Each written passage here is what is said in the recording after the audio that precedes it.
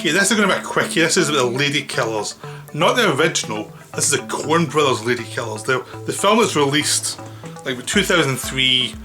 This was when the Coens seemed to have a little dip in popularity. Like, they went way up for Fargo, Big Lebowski, and then they had a few problems getting some things financed, and they made Intolerable Cruelty, and this one, there was a little dip in popularity before they came back with No Country for Old Men. This was when it was viewed as their worst film. It's the one that's always classified as the Coen Brothers' worst film is the Ladykillers. I don't think it is. You know, I think it's underrated. I actually saw this in the cinema. I've got to say right now, I'm a massive fan of the original. I adore Alexander McKendrick as a director. He made The Maggie, which is amazing. He's made The Man in the White Suit, which I think is one of his best films. The Sweet Smell of Success, stunning. Ladykillers, stunning. He's done so much good work. So it's not like I'm going to be bashing the original. No, I love the original. I just see that this is a remake. That's a remake. It's not trying to be the same film. It's trying to do its own little thing with the general setup. And I think it's worthwhile. Now, I'm not trying to tell you if you hate it, you must change your mind and suddenly love this film because I like it. No, if you don't like it, you don't like it. I just think it's worthwhile though, and I think we should be able to make a case for it being interesting, an interesting little diversion. I think it's a lot more interesting than Intolerable Cruelty, which is a funnier film. This one is a bit darker. I think people thought, it got on people's nerves because they thought it should have been funnier than it was, because it's got much more, it is broadly comic in a lot of ways. I mean, they've got, Marlon Wayne does this sort of guy who's not up to much. He's just not very smart. He's all up stakes. You've got what do you call him? The guy from Spider-Man, J. Jonah Jameson. I've suddenly forgotten his name. He's in Oz. He's great. He's this guy who's like who's a technical guy who does effects for different things, and he's but he's not very good. He's irritable bowel syndrome. It's another thing they didn't like Coen Brothers having, like, shit jokes basically. And there's this really thick football player who's the muscle. And you've got Tom Hanks playing something completely different from type, playing the villain, playing this professor who never shuts up, who talks in riddles almost, who just keeps yapping. And basically the setup as an original, these four crooks are going to rob someplace. They're hiding out in this old woman's basement as they plan the robbery, and they're acting as if they're this little band who are practicing. That's what they're suggesting they are, and that's a cover for them to do the robbery and then get away, really.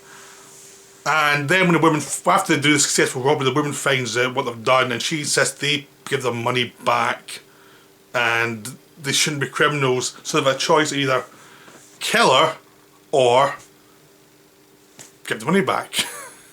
And that's the setup.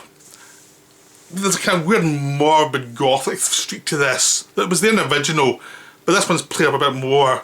It's set in the south. There's this gothic feel to it. There's all the kind of southern music plays out. The old woman's a black woman who has a lot of religious beliefs, and she's got a lot of friends who are all into the church. And Tom Hanks' character is portrayed as a big Edgar Allan Poe fan, and who's almost satanic in his way of looking at the world, and almost like this evil character who's in this poor woman's house causing havoc. And the Coens have all these sorts of these statues, and the whole southern feel of this old-fashioned town, infected by these new people from the newer world, which is like the Calicut criminals, or the Tom Hanks character, this older world criminal. It's really funny and really weird and really twisted, but it's fun. It's not funny in jokes. It's funny in just the setup. There's another character, a Chinese guy who's also who's a digger, who runs a donut shop and who's the most violent of them. He's also hilarious. He just has this thing with cigarette. He's always smoking. He's chain smoking, but you can put it in his mouth, and it's really funny. all the characters are really interesting and twisted and weird, but it's almost like if the Coens had gone even more extreme with them, people would get it. But because they were all had a point, people wanted to either be more extreme or more funny. Instead, it was this weird thing in between, which is what I liked about it. It was they never really pushed it too much. The only person really pushing it was the atmospheric way they've set everything up to be this weird atmosphere, but it's kind of naturalistic, but just a bit off. And Tom Hanks is just a little bit off. The rest of them are just a little broad, but there's a kind of weird feel to it. I think if they'd gone broader, it'd be more annoying. And there's some wonderful, as with the Coen Brothers, there's always some weird dialogue throughout it. There's just there's a point in where they're having an argument in the Waffle House because they like waffles, and one of the characters brings his wife with him, who's his sidekick, and Marlon Wayans said, "You put your bitch to the Waffle House," and it was so funny because it's just that weird bit of Coen Brothers dialogue that's just so weird and funny, and there's a lot of Tom Hanks stuff is weird as well, and the whole thing about as they try and kill this old woman and they fail one by one, as each one dies one by one in brutal ways, all self-inflicted.